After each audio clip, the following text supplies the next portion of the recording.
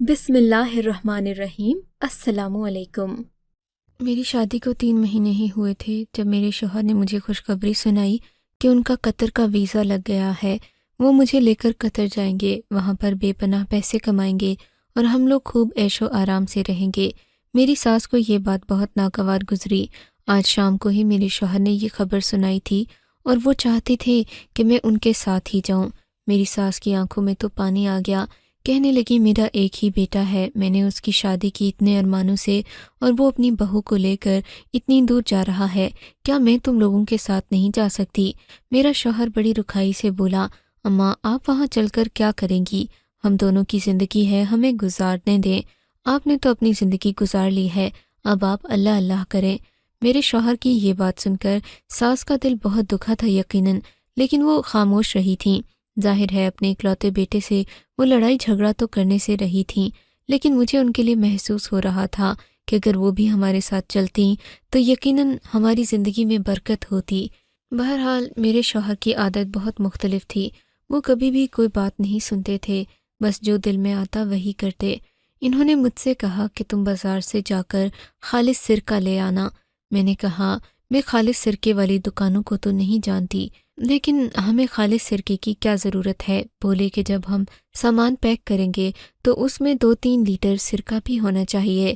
میں نے کہا ہمیں تو صرف 40 کلو وزن لے کر جانے کی اجازت ہے اور آپ کہہ رہے ہیں کہ ساتھ 3 لیٹر یعنی 3 کلو صرف سرکہ لے کر چلوں، ہمیں بھلا سرکے سے کیا فائدہ ہوگا؟ میں ان سے الجھ پڑی، ارے پاگل عورت، وہاں پر میرے ایک دوست کی شادی ہے، میں نے اس کی دلہن کو تحفے میں سرکہ دینا ہے۔ لیکن تحفے میں سرکہ کیوں دینا ہے آپ نے؟ آپ تحفے میں کچھ اور بھی تو لے جا سکتے ہیں، کوئی انگوٹھی یا پھر ایسی چیز جو جگہ کم گھیرتی ہو۔ میں نے جو کہا ہے اتنا ہی کرو۔ میرے شوہر نے مجھے آنکھیں دکھاتے ہوئے کہا۔ میں تو بس انہیں دیکھتی ہی رہ گئی، میں نہیں جانتی تھی کہ سرکہ اتنا ضروری ہے۔ انہوں نے کہا تھا کہ خالص سرکہ لے کر آؤ جسے 60 دنوں میں سیب سے ہی تیار کیا گیا ہو۔ اب میں ایسا سرکہ کہاں سے لے کر آتی جبکہ یہ کام بھی مردوں کا ہے؟ میں نے اپنی ساس سے کہا کیا آپ کے پاس گھر کا بنا سرکہ موجود ہے؟ میرے شوہر نے یہ بات سنی تو غصہ ہو گیا، بولا گھر کا بدبودار سرکہ وہاں نہیں چلے گا۔ میں نے ان لوگوں کو ایک خوبصورت سی پیکنگ میں اس سرکے کو تحفے میں دینا ہے تو ہمیں بازار سے سرکہ لینا چاہیے۔ کوئی بات نہیں، ہم انہیں کہہ دیں گے کہ یہ خالص سرکہ ہے۔ میں اپنے شوہر کی بات سن کر بس سر ہلا کر رہ گئی۔ میں نے اس بات پر عمل نہیں کیا یہاں تک کہ ہماری روانگی کا وقت آ گیا۔ اب ہمیں جانا تھا۔ جانے سے پہلے میرے شوہر نے مجھ سے پوچھا کہ کیا تم نے سرکہ رکھ لیا؟ میں نے کہا نہیں، تو انہوں نے جنرل سٹور سے جا کر 3 بوتلیں پکڑ لیں۔ یہ تینوں بوتلیں سرکے سے بھری ہوئی تھیں۔ ان پر لگے کاغذ بھی میرے شوہر نے ہٹا دیے تاکہ ایسا لگے کہ یہ سرکہ خالص ہے۔ انہیں گلاس کی خوبصورت بوتلوں میں ڈال دیا گیا اور پھر ہم نے وہ اپنے بیگ میں رکھ دیا۔ اب وہ سرکہ تو تیار تھا پر میں بہت پریشان تھی، سمجھ نہیں آتا تھا کہ اتنی زیادہ مقدار میں شوہر سرکے کا کیا کرے گا۔ بہرحال ہم لوگ جہاز میں بیٹھے اور گھنٹوں میں پرواز کر کے قطر آ گئے۔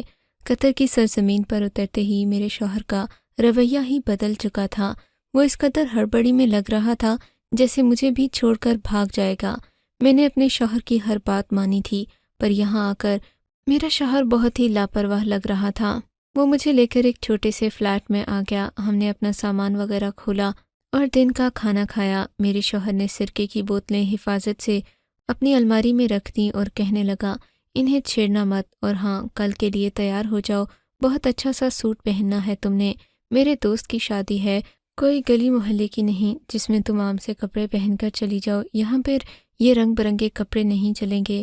میں نے کہا میں پھر کون سے کپڑے پہن کر چلوں؟ میرے شوہر نے میرے سامنے ایک چھوٹی سی قمیض رکھی جو ایسی تھی کہ انسان پہن کر خود کو بھی نہ دیکھ سکے۔ میں نے تو کبھی کمرے میں بھی ایسے کپڑے نہیں پہنے تھے۔ مجھے اپنے شوہر کی اس بات پر بہت حیرت ہوئی تھی۔ میں نے کہا یہ تم کیا کر رہے ہو؟ مجھے اتنے چھوٹے کپڑے پہنا کر باہر لے جاؤ گے؟ اس کی آنکھوں میں عجیب سی صفاقی تھی۔ یہی کپڑے تمہیں پہن کر چلنا ہوگا ورنہ پاکستان جانے کے لیے تیار ہو جاؤ۔ مجھے اس کی بات سن کر رونا آنے لگا۔ بولا کہ یہ رونے کا وقت نہیں ہے، تمہیں ایسے ہی کپڑے پہن کر چلنا ہے تو چلو، ورنہ تم یہیں گھر پر رہ جاؤ اور واپس آ کر بس میرا انتظار ہی کرتی رہنا، میں اس کمرے میں دوبارہ واپس نہیں آؤں گا۔ میں حیران تھی کہ میرا شوہر ایسا کیوں کر رہا ہے، وہ مجھے چھوٹے کپڑے پہنا کر اتنی بڑی تقریب میں کیوں لے کر جانا چاہتا ہے، جبکہ میں گاؤں میں تو بہت خوبصورت کپڑے پہنتی تھی جو میرے پاؤں تک آتے تھے۔ وہاں میرے شوہر نے کبھی مجھ پر یہ اعتراض نہیں کیا کہ تم ایسے کپڑے پہنو یا پھر فیشن کرو، پر یہاں آتے ہی اس نے اپنے رنگ انگ بدل دیے تھے۔ میں نے بڑی مشکل سے وہی جوڑا پہنا، ویسے بھی یہاں مجھے کون جانتا اور پہچانتا تھا۔ میں نے سوچ لیا کہ میں یہی کپڑے پہن کر چلی جاؤں گی، پر اپنے شوہر کو ناراض نہیں کروں گی۔ میں وہ کپڑے پہن کر آئی تو شوہر بہت خوش ہوا، بولا کہ میں تمہیں بیوٹی پارلر لے کر جاؤں گا، وہاں پر تمہارا اچھے سے میک اپ ہوگا اور پھر ہی تم چلنا۔ میں اپنے شوہر کی ان کرم نوازیوں کے پیچھے موجود بھیانک وجہ کو نہیں سمجھ سکی تھی۔ میں نے اس کی ہر بات مان لی۔ یوں میں تیار ہو کر کسی ماڈل کی طرح سج دھج کر اپنے شوہر کے دوست کی شادی میں پہنچ گئی۔ ہم نے وہ گلاس والی بوتلیں بھی اٹھا رکھی تھیں جن میں سرکہ موجود تھا۔ میں نے اپنے شوہر کو سرکے کی بوتلیں دے دیں۔ اس نے کہا کہ یہ تم اس کی بیوی کو جا کر تحفے میں دے دینا، اور ساتھ ہی میرا بھی بتانا کہ یہ میرے شوہر نے خالص بنوایا ہے اور اس کی ماں نے 60 دن لگا کر سیب کا یہ خالص سرکہ گھر میں تیار کیا ہے، آپ اسے استعمال کر سکتے ہیں۔ میں نے اپنے شوہر کی طرف بے یقینی سے دیکھا تو وہ بولا، ارے پاگل، یہاں کی عورتیں شادی سے پہلے سرکہ استعمال کرتی ہیں، تمہیں نہیں پتہ نا، تم تو جاہل ہو، تم نے کبھی دنیا دیکھی نہیں ہے۔ شوہر کی باتیں سن کر میں خاموش ہو گئی۔ اس نے مجھے دیکھا اور پھر میرے ہاتھ سے گلاس کی وہ بوتلیں چھین کر خود ہی اسٹیج کی طرف جانے لگا جہاں پر دلہن اور اس کی بہنیں بیٹھی ہوئی تھیں۔ اس نے جا کر بڑے ادب سے یہ تحفہ انہیں دیا۔ ان لوگوں نے حیرت سے سرکے کی بوتلوں کی طرف دیکھا اور پھر خوشی سے اسے لے کر اپنے پاس رکھ لیا۔ یہ دیکھ کر میں بہت حیران بھی ہوئی تھی کہ آخر ان لوگوں نے سیب کے سرکے کو ایسے دیکھا ہے جیسے کہ وہ کوئی سونے کا پانی ہو جو انہوں نے پہلے نہ دیکھا ہو۔ میرا شوہر ان کی داد وصول کر کے واپس میرے پاس آ کر کھڑا ہو گیا اور بولا، یہاں پر جو بھی کھانا آئے گا اسے کھڑے ہو کر ہی کھانا، چمچ اور کانٹے کا استعمال کرنا، گاؤں کے گواروں کی طرح ہاتھ سے کھانا مت شروع کر دینا۔ مجھے اپنے شوہر کے بدلے رویے سے بہت دکھ ہو رہا تھا۔ ہم لوگ گھر پہنچے تو میں خاموش سی تھی۔ مجھے اپنا آپ بہت بے وقت لگ رہا تھا۔ آج جو کپڑے میں پہن کر اس پارٹی میں گئی تھی، میرا وجود جیسے بے معنی سا ہو گیا تھا۔ میں گھر آئی، کپڑے تبدیل کرنے کے لیے واش روم میں چلی گئی۔ میری حیرت کی انتہا نہ رہی جب وہاں پر میں نے لال رنگ کے ایک جوڑے کو لٹکتے دیکھا۔ یہ بھی کسی لڑکی کے کپڑے ہی لگ رہے تھے، پر ایسا لگتا تھا جیسے یہ کسی لڑکی نے شادی میں پہننے کے لیے لیے ہوں۔ لال رنگ کا جالی دار جوڑا تھا۔ یہ میرا بھی نہیں تھا، نہ میرے کپڑوں میں تھا، نہ میرے شوہر نے مجھے لا کر دیا تھا۔ میں حیران ہو گئی۔ میں نے اپنے شوہر سے پوچھا کہ یہ جوڑا کہاں سے آیا۔ ابھی میں اس سے یہ بات پوچھ ہی رہی تھی کہ کمرے کا دروازہ کھلا، ایک عورت بھڑکتے لباس میں اندر داخل ہوئی۔ اس نے بھی ایسا ہی کپڑا پہن رکھا تھا۔ یہ کون ہے؟ میں نے اپنے شوہر کو حیرت سے دیکھ کر کہا، یہ میرے دوست کی بیوی ہے۔ شوہر مسکراتے ہوئے بولا اور پھر اٹھ کر اسے سلام کیا۔ اس عورت سے کہنے لگا کہ یہ میری بیوی ہے۔ وہ عورت مسکرائی اور صوفے پر بیٹھ گئی۔ اس کا حلیہ ایسا تھا کہ دیکھ کر میں شرم سے پانی پانی ہو گئی۔ مجھے وہ بہت عجیب عورت لگ رہی تھی، لیکن میرے شوہر کی دوست کی بیوی تھی، سو میں خاموش ہو گئی۔ یہ یہاں پر کیوں آئی ہے؟ میرے سوال پر میرے شوہر نے کہا کہ یہ اور اس کا شوہر اسی گھر میں ہمارے ساتھ رہیں گے۔ 2 کمرے ہیں تو ایک کمرے میں تم اور میں، دوسرے کمرے میں یہ لوگ رہیں گے۔ میں اپنے شوہر کی اس منطق پر حیران ہو گئی۔ وہ لڑکی کسی طرح سے بھی شادی شدہ نہیں لگ رہی تھی۔ اس کی عمر کم اور لباس مختصر لگ رہا تھا۔ میں نے اس کی طرف دیکھ کر زیادہ بات چیت نہیں کی تھی۔ تھوڑی دیر بعد ایک آدمی بھی کمرے میں داخل ہوا۔ اس لڑکی سے ہنس ہنس کر باتیں کرنے لگا۔ یہ دونوں باہر چلے گئے۔ میں نے اپنے شوہر سے پوچھا کہ یہ کون ہیں اور ہمارے ساتھ کیوں رہیں گے؟ بولا کہ یہ بھی ہماری طرح اسی کمپنی میں کام کریں گے جس کمپنی میں ہم کام کریں گے۔ میں نے کہا، ہم سے کیا مراد ہے؟ کیا تم مجھے بھی نوکری پر لے کر جاؤ گے؟ بولا کہ اور کیا، میں تمہیں نہیں لے کر جاؤں گا تو پھر میرے ساتھ کیا میرے دوست کی بیوی جائے گی؟ مجھے اب اپنی ساس کی یاد آ رہی تھی اور ان کی قدر بھی ہو رہی تھی، جو بات بات پر میرے شوہر سے سوال کرتی تھیں اور اسے کبھی بھی مجھے ڈانٹنے کا موقع نہیں ملتا تھا، نہ ہی وہ کبھی مجھ سے کوئی ایسی بات کہتا جو میرے دل کو ناگوار گزرے۔ یہاں تو میری ساس بھی نہیں تھی، نہ میرے شوہر کو کوئی پوچھنے والا تھا۔ میں باہر آئی تو میرا شوہر پریشان تھا۔ اس کا فون مسلسل بج رہا تھا۔ اس نے فون اٹھایا، کان سے لگایا اور بولا، جی وہ سرکہ تو خالص ہی تھا۔ میں نے خود اپنے ہاتھوں سے اپنی اماں کو سیب لا کر دیے تھے، انہوں نے سیب سے ہی سرکہ بنایا تھا۔ نہیں نہیں، ایسا کیسے ہو سکتا ہے؟ میرے شوہر کی آواز کانپ رہی تھی، لگتا تھا جیسے اس سے کوئی بہت بڑی خطا سرزد ہو گئی ہو۔ ایسا مت کہیں، میں نے کچھ نہیں کیا، میں بے قصور ہوں، یہ سرکہ تو میری بیوی لے کر آئی تھی۔ اس کے منہ سے یہ بات سن کر مجھے بہت بڑا دھچکا لگا تھا۔ سرکہ تو میرا شوہر اسٹور سے لے کر آیا تھا، اس میں میرا کیا قصور؟ اور سرکے کی وجہ سے ایسا کیا ہو سکتا ہے کہ اسے صفائی دینے کی ضرورت پڑ گئی؟ ابھی 2 منٹ ہی گزرے تھے کہ گھر کے دروازے کے باہر پولیس کی گاڑی کی سائرن کی آواز آنے لگی۔ میں یہ سائرن سن کر ہی ڈر گئی تھی۔ میں جانتی تھی میرے شوہر سے کوئی خطا ہو گئی ہوگی، اسی لیے پولیس ان کو لینے آئی ہوگی۔ میرا رنگ اڑ چکا تھا۔ 2 منٹ کے بعد پولیس ہمارے دروازے پر تھی۔ انہوں نے دروازے پر دستک دی، شوہر نے دروازہ کھولا تو یہ لوگ شوہر کو گھسیٹتے ہوئے باہر لے کر چلے گئے۔ بہت غصے میں لگ رہے تھے۔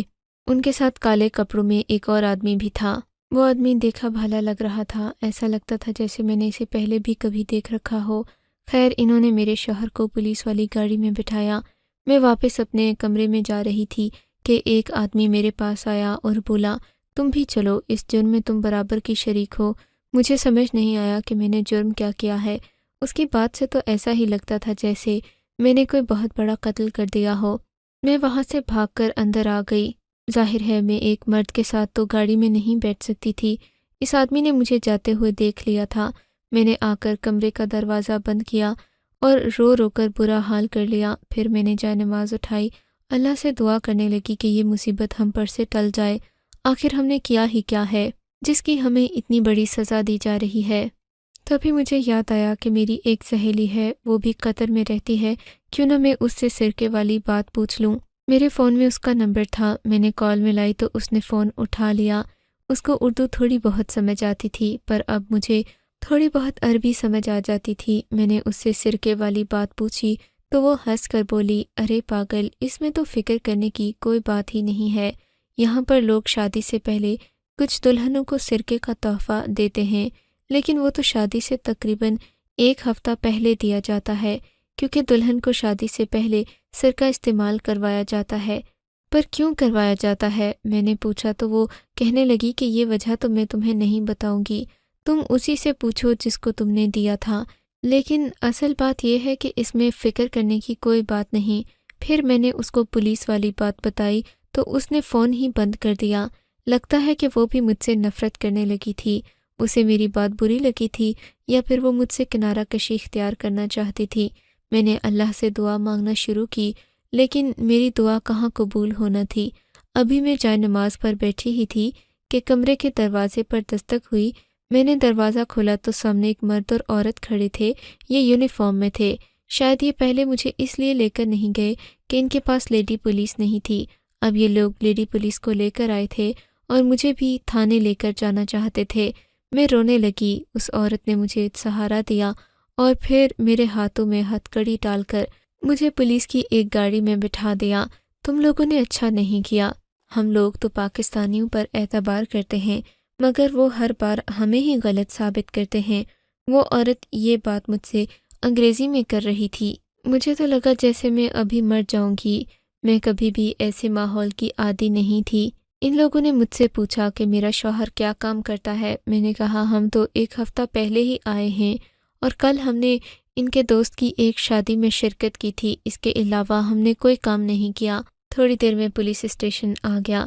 مجھے بھی ایک اکیلے کمرے میں جا کر رکھا گیا۔ مجھ سے مختلف طرح کے سوال کیے گئے کہ میرا شوہر کن کن سرگرمیوں میں ملوث ہے اور کیا میرے شوہر کی کسی عورت سے دوستی وغیرہ ہے۔ میں نے صاف نہ میں سر ہلا دیا، ہم تو اس سے پہلے کبھی قطر آئے ہی نہیں، میرا یہی جواب تھا۔ پھر ہمارا سارا ریکارڈ چیک کیا گیا۔ ریکارڈ چیک کرنے کے بعد انہیں کچھ اطمینان ہوا تو مجھے اور میرے شوہر کو پولیس اسٹیشن سے واپس گھر بھیج دیا گیا۔ لیکن میرا شوہر بہت پریشان تھا، ندامت سے سر جھکا ہوا تھا۔ وہ تو مجھ سے نظریں بھی نہیں ملا رہا تھا۔ میں نے پوچھا کہ ہم یہاں پر کیوں آئے ہیں، مجھے کچھ تو بتا دو، تم نے ایسا کیا کیا کہ ہمیں تھانے جانا پڑا؟ بولا کہ بس اب زیادہ سوال جواب مت کرو۔ شوہر ابھی بھی بہت زیادہ غصے میں لگ رہا تھا، میری طرف کھا جانے والی نظروں سے دیکھا اور بولا، یہ سب کچھ تمہاری وجہ سے ہوا، اگر تم اس دن خالص سرکہ لے کر آ جاتی تو ایسا نہ ہوتا۔ کیوں بھائی، سرکے کی وجہ سے ہم تھانے گئے تھے کیا؟ تو تمہیں کیا لگتا ہے اور میں نے کیا تمہارے باپ کے گھر میں چوری کی ہے، ڈاکہ ڈالا ہے جو مجھے یہاں سزا بھگتنا پڑ رہی ہے؟ میرا شوہر غصے میں تھا۔ اس نے کہا اپنا سامان پیک کرو، ہم واپس پاکستان جا رہے ہیں۔ میں نے حیرت سے شوہر کی طرف دیکھا۔ کیوں واپس پاکستان کیوں جا رہے ہیں؟ کیا آپ نوکری نہیں کریں گے؟ میری ساری محنت ضائع ہو گئی، جو قرضہ لے کر میں یہاں آیا تھا وہ بھی ڈوب گیا ہے۔ میں اس پیسے کو کیسے ادا کروں گا یہ سمجھ نہیں آ رہی۔ یہاں آنے میں میرا لاکھوں کا خرچہ ہو گیا، تمہارے کاغذات پر بھی، پر تمہاری ایک معمولی سی غلطی کی وجہ سے مجھے یہاں سے واپس پاکستان جانا پڑے گا۔ مجھے سمجھ نہیں آ رہی تھی کہ ہوا کیا ہے۔ ایک سرکے کی بوتل نے ہمیں کتنا ذلیل کر دیا تھا۔ خیر میں نے سامان پیک کیا۔ اگلے ہی دن ہم ایئرپورٹ پر موجود تھے۔ میرے شوہر کے چہرے پر پریشانی کے آثار تھے۔ پورے سفر میں اس نے مجھ سے کوئی بات نہیں کی، بس یہی کہتا رہا کہ تمہاری معمولی سی غفلت کی وجہ سے ہم یہاں پر موجود ہیں، ورنہ میں اپنی نوکری پر ہوتا اور آج ہم لاکھوں میں کھیل رہے ہوتے۔ میں اپنے شوہر کی باتیں سن کر خاموش تھی۔ جب ہم پاکستان پہنچے، دروازے پر دستک دی تو ہماری اماں جان ہمیں دیکھ کر بہت خوش ہو گئیں۔ میری ساس کو یقین نہیں آیا کہ ہم واپس آ گئے ہیں۔ وہ ہماری بلائیں لینے لگیں، صدقے واری جاتی اور کہتی، بیٹا میں تمہارے لیے بہت پریشان تھی، شکر ہے کہ تم واپس آ گئے۔ مجھے تو لگتا ہے تم دونوں مجھ سے جھوٹ بول کر کہیں گھومنے پھرنے گئے تھے، ورنہ قطر سے کوئی اتنی جلدی تو واپس نہیں آتا۔ تم پردیس نہیں گئے تھے، تم اپنا ہنی مون کرنے گئے تھے۔ میری ساس بہت زیادہ مسکرا رہی تھیں، ہنس رہی تھیں، ہم سے ہنسی مذاق بھی کر رہی تھیں، پر میرے شوہر کے سر پر فکر سوار تھی۔ انہوں نے تو اپنے دوستوں سے قرضہ بھی اچھا خاصا لیا تھا۔ انہوں نے کہا تھا کہ اب میں کوئی ایسا کام کروں گا کہ مجھے واپس قطر کی بجائے عمان جانے کے لیے کوئی اچھی نوکری مل جائے جس سے میں خود کو سنبھال سکوں۔ میں اپنے شوہر کو دیکھتی تو سمجھ نہ آتا کہ آخر اتنی جلدی قطر سے واپس آنے کے بعد واپس پردیس جانے کی انہیں کیا جلدی ہے۔ 1 مہینہ گزر گیا۔ میرا شوہر اب زیادہ تر گھر سے باہر رہنے لگا۔ رات کو آتا تو تھکا ہارا ہوتا۔ اسے دیکھ کر لگتا جیسے وہ بہت زیادہ کام کرتا ہے، لیکن کام کرنے کے بعد وہ 1 روپیہ بھی گھر نہیں لاتے تھے۔ اماں جی کی پینشن سے ہی گھر کا گزارا چلتا تھا۔ میں نے ان سے کہہ دیا کہ اگر آپ نے اپنی روٹین ٹھیک نہیں کی تو میں اپنے اماں ابا کے گھر چلی جاؤں گی، پر میرے شوہر کو میری اس بات سے اور غصہ آتا۔ وہ مجھے دھنک کر رکھ دیتا۔ ایک دن میں تنگ آ کر اماں ابا کے گھر چلی گئی۔ میں نے ان کو سرکے والی ساری بات بھی بتا دی اور عمان کی بھی ایک ایک بات کا ذکر کیا، جس پر میرا بھائی کہنے لگا کہ تمہارا شوہر بہت ہی بیوقوف آدمی ہے، اس نے ضرور خود ہی کوئی غلطی کی ہوگی اور اب بات سرکے اور ایسی ویسی چیزوں پر ڈال رہا ہے۔